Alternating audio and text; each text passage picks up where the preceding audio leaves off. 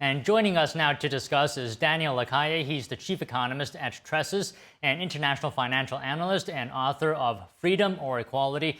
We're also joined by Dave Hebert, Research Fellow at American Institute for Economic Research.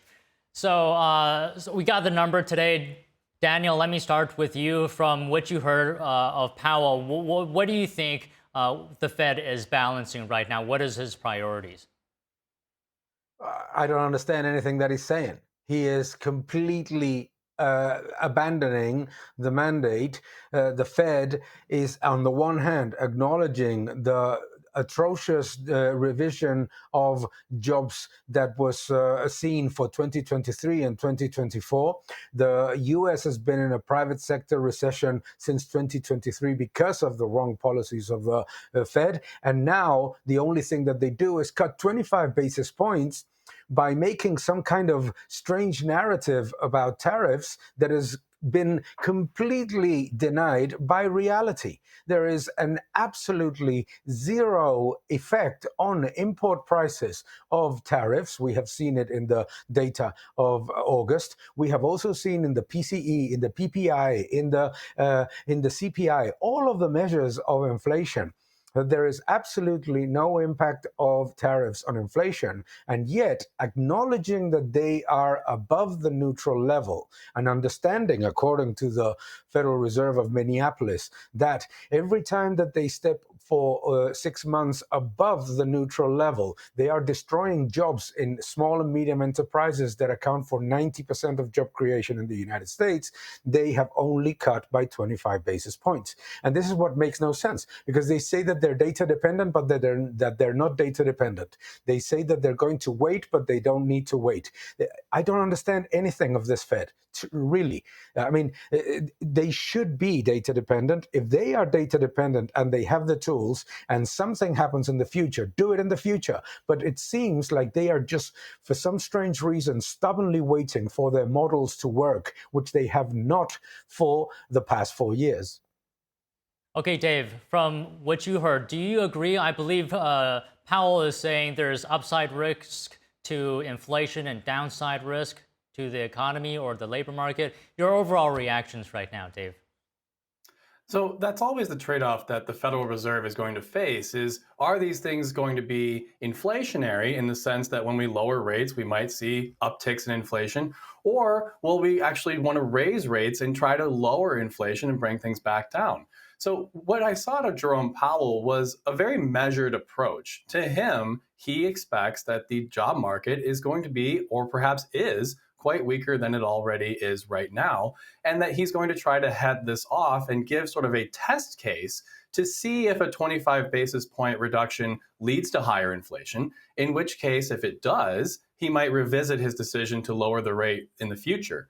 What's really interesting, though, is that the president has been touting this as a remarkably strong economy. Now, you don't typically lower rates in a strong economy. That's a time actually to raise them and get inflation under control. So the fact that we're seeing Steve Myron, especially, pointing to the need for a massive reduction in rate cuts, 0.5, but even on the dot plot down to about a 3% decrease, that tells me that there's something in the administration that suggests that the economy might actually be weaker overall than they might be letting on, which would be a cause for lowering interest rates. Okay, Daniel, can you comment on the labor market situation? Because Powell, I heard earlier, and you as well, you heard him saying that the numbers are at a point where perhaps unemployment rate could go up. Can you comment on that? Well, let's start by understanding what is really going on in the labor market. Private sector jobs are actually increasing, and that is a positive. The economy is doing relatively well. But what the Fed cannot do is, just because they fear that inflation may rise due to some neoclassical expectation of inflation instead of looking at monetary aggregates, what they cannot do is hurt job creation now and in the future just in case. This is what doesn't make any sense.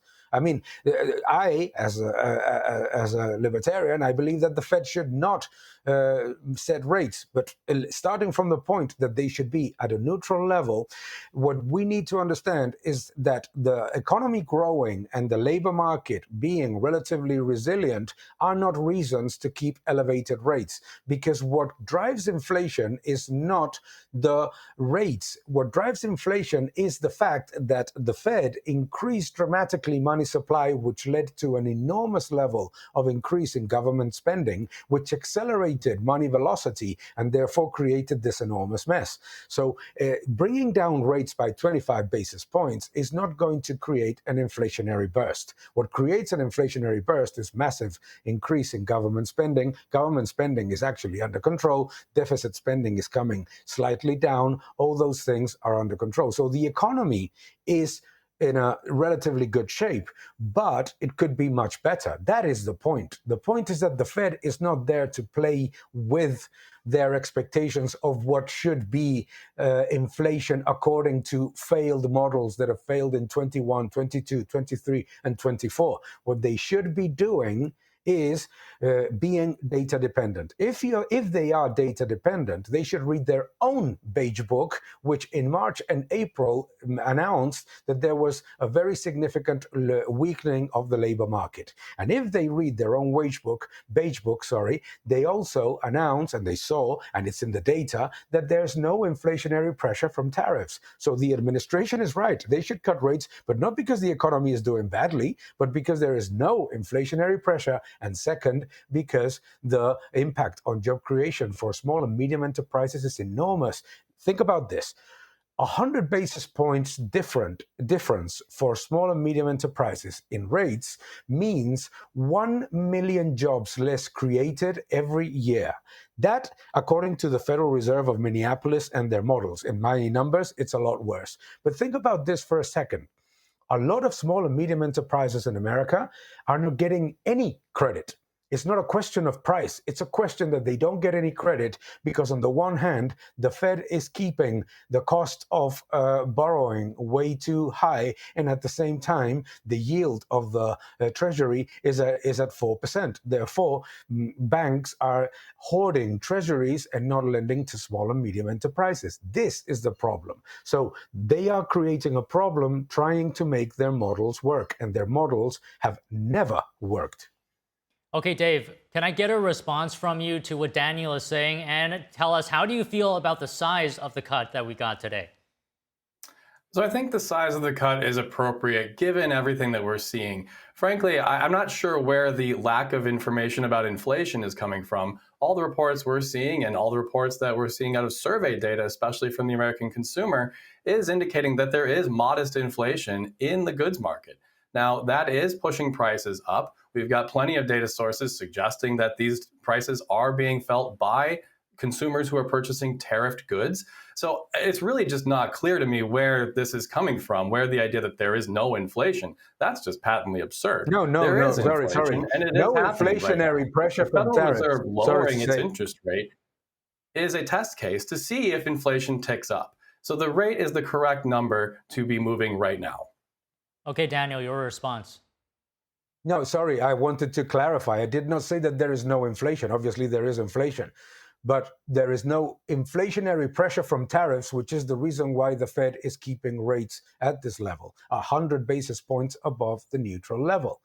There is inflation, obviously, and we know it, but if monthly inflation is exactly the same as it was in September, October, and August of 2024, then the impact of tariffs is zero. We have seen it in import prices. Import price increase for US is 0% year to date, 0.9% in the, if you look at the figures excluding energy, so virtually none, compared with the inflationary pressures that we saw. That is the key element. Do I want deflation? I'm obviously all up for the Fed stopping their enormous level of liquidity injections and maintaining what he just said, what Powell just said. Because let's remember that the inflationary pressures that exist today and in 2024 come from the fact that the Federal Reserve decided to panic in 2023 and delayed and postponed the process of reducing the balance sheet, which should have been reduced by now by another trillion, and they have done it much, much lower. That means that they have prioritized liquidity injections to keep the federal government budget deficit bubble afloat, while at the same time hurting families and small and medium enterprises. What they should do is to shift the policy. I agree with my esteemed colleague. There are inflationary pressures, but they're not coming from tariffs. That is a false narrative. That is, they're coming from the fact that obviously we all know inflation is accumulative. And if inflation is still showing the effect of the increase in both money and supply and money velocity from 2021 to 2024. Okay, Dave, can you clarify for us your view on tariffs with regards to its impact on prices? Sure. So my colleague here is potentially correct. Inflation is always and everywhere a monetary phenomenon. However, I will submit to you that the cost of manufacturing, because of tariffs, has increased dramatically in this country. My evidence for this is Ford, GM, and Chrysler, now Stellantis, all paying hundreds of billions of dollars in tariff costs that have precluded them from hiring tens of thousands of new employees. We're also seeing manufacturing places shut down left, right, and center across the entire nation, and the Federal Reserve Board's business outlook has turned decidedly negative since the tariffs.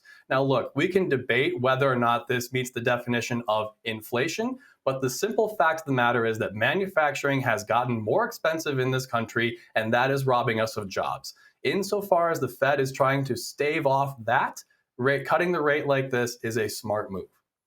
Okay, Daniel, do you agree that tariffs is putting a upward pressure on manufacturing? Manufacturing.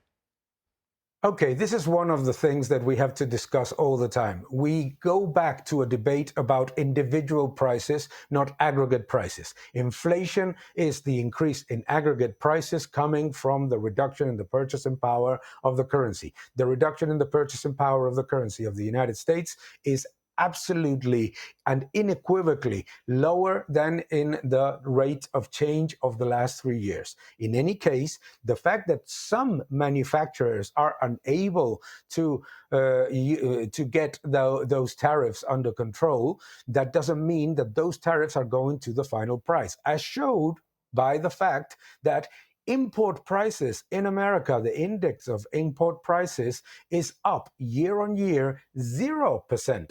Zero, nothing, nada, including energy and excluding energy. So the point of going to individual prices, yes, there may be, I don't know if the price of this watch is going up because of tariffs, but that is not inflation. Inflation is aggregate prices. And the rate of change in aggregate prices, July, August, June, May, April, is showing that there is no inflationary pressure from tariffs. There is inflation. Obviously, there is inflation. The Fed is in itself telling you that their mandate is that prices have to rise every year by at least 2%. So, of course, there is inflation, but the inflationary pressure from tariffs is non-existent. Is there one or two companies that are not adapting to those tariffs? Maybe. They may as well. By the way, a very interesting point that my esteemed colleague mentioned. If those companies are unable to adapt to the tariffs, and that is precluding them from hiring tens of thousands of jobs, they're only cutting rates by 25 basis points, then they're not fulfilling their mandate. Then they're doing exactly the opposite. They are hurting them in the inflationary pressures, and they're hurting them in the rate. You see, the problem of the tariff narrative that I hear so many times, and there are many reasons to discuss whether tariffs are good or bad. I'm not saying that, but not the inflationary ones. The problem is that if you really believe that tariffs are a problem, they should be cutting rates in order to allow those jobs to be kept alive. Because if not, you're passing two costs to those few companies that cannot absorb the tariffs. But the reality of what we have seen in exports, in the exporting companies, imports in the United States are up, and the import price is zero. That means that the United States is receiving more goods from abroad and is getting no impact in those prices from the tariffs. Now, you can say anything you want about the impact on individual prices, but inflation is aggregate prices. Okay, Dave, I started with Daniel, so you get the final word here. Any thoughts you'd like to add?